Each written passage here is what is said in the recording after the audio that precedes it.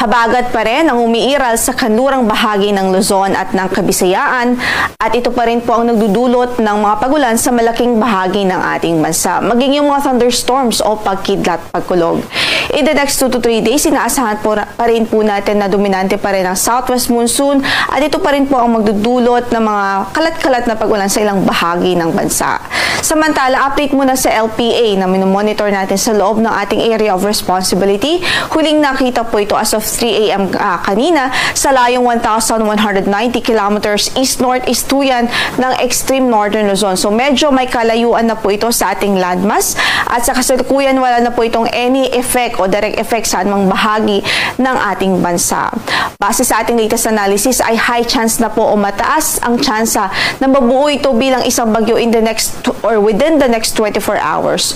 So posible po na bago pa man ito lumabas ng ating area of responsibility ay mabuo ito bilang isang tropical depression. At kung sakaling mabuo man po ito bilang isang TD o tropical depression bago po ito lumabas ng ating bansa, ay ito po ang magiging unang bagyo sa buwan ng Setyembre at papangalanan po natin itong si Bagyong Kiko. Pero sa ating nakikitang outlook, kahit po mabuo siya within the area of responsibility at dahil medyo malayo na po siya sa ating kalupaan, mababa na po yung chance na magkaroon po ito ng any effect pa o direct effect sa anumang bahagi ng ating landmass. Gayunpaman, patuloy po tayong magantabay sa magiging updates ng Pag-asa ukol po sa nasabing weather disturbance.